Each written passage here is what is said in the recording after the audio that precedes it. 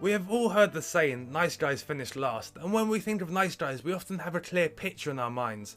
A nice person who is just a little out of luck. We think of an adorable loser with the best of intentions. However, Dr. Glover shows us there is an ugly truth that lies behind the nice guy mask. And what the author offers as a solution is not to be a jerk, but a healthy model for masculinity. A plan to get what you want with business, dating and friendships, without manipulation or over-aggressiveness. The nice guy is always trying to make everyone happy and avoid conflict in every situation. With peers and at work, he is always doing whatever is asked, without questioning. In relationships, he is always trying to please his partner. Yes dear, whatever you want dear, and the woman will walk all over him. And the nice guy will often do gestures to help others out, even though they haven't asked him to.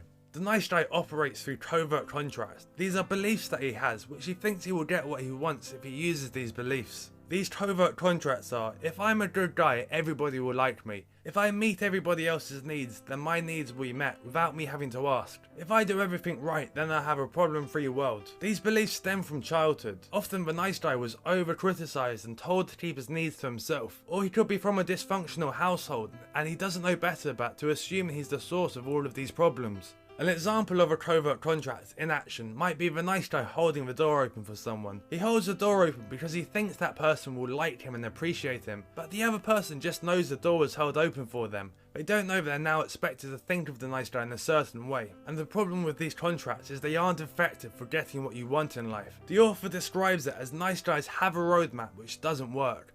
And rather than throwing it away and getting a new roadmap, they keep trying to get this roadmap to work. And then when it doesn't work, they get frustrated, resentful and passively aggressive. So what's the alternative? The alternative is what the author names the integrated male. The integrated male is authentic, comfortable in both his sexuality and masculinity, honest, has clear boundaries and has integrity. The integrated male is respected by some and hated by others, but that's okay because what he values most isn't being liked, it's integrity. So how do you move from being a nice guy into an integrated male? The author says that this isn't an overnight thing because you are rewiring deep parts of your brain and habits. It's more of an ongoing process. You start growing up and you continue growing up. One big difference between the integrated male and a nice guy is that the integrated male is more conscious than a nice guy. What does it mean to be conscious? Humans are one of the few species that have the ability to observe and think about ourselves.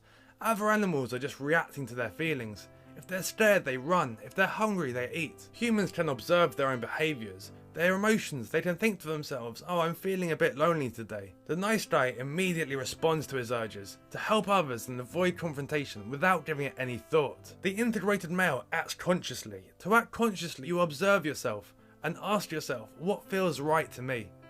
To show this in action, let's look at this example. You are at college and your coursemate Dave asks you if you can look over an assignment and give your opinion. The nice guy immediately responds to agreeing to the favour. The integrated male asks himself, what feels right to me? He remembers the 2 times when he asked Dave for help and Dave said he was too busy. So the integrated male decides not to and responds, no, I've got my own work to do. Does this mean that the integrated male never does favours for anyone? Absolutely not. The integrated male still helps others and attends to the needs of others, but he does so consciously and he is aware of what the trade-off is. And that is a big idea of this book. Shifting from a nice guy to an integrated male starts with consciousness. Learn to please the only person who really matters. The author asks a question every man should ask himself at least once in his lifetime. If you didn't care what other people thought of you, how would you live your life? Nice guys take paths in life that please others. They choose careers they think everyone will like them for. And they often choose to have relationships with non-emotionally healthy females because they feel good fulfilling the role of fixer. This is a terrible choice for a relationship, as studies have found that both partners' levels of happiness have an impact on each other. By asking yourself the following question, if you didn't care what other people thought of you, how would you live your life? You can find the type of career choices and relationship choices that you want, not what you're doing to please other people. Make your needs a priority and reclaim your power. Realize that no one but yourself is responsible for meeting your needs. Stop blaming other people and start taking responsibility. Be assertive. The nice guy tries to get his needs met through a hidden agenda.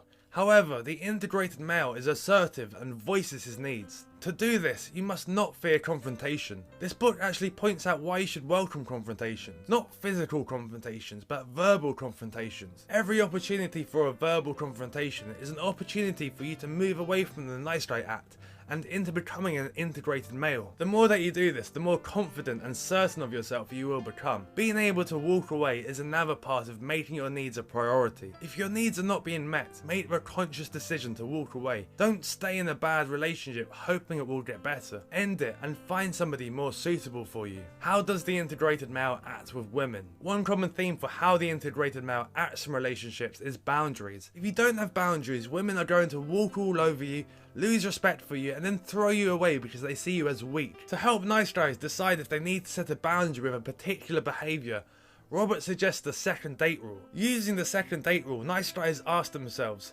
if this behaviour had occurred on a second date, would there be a third? This question helps them to recognise when they are putting up with a behaviour they shouldn't be. And when trying to decide how to deal with a behaviour they deem unacceptable, Robert encourages nice guys to apply the healthy male rule. Following this rule of thumb, they simply ask themselves, how would a healthy male handle this situation? For some reason, just asking this question connects you right away to your intuitive wisdom and helps you to access the power that you need to respond appropriately.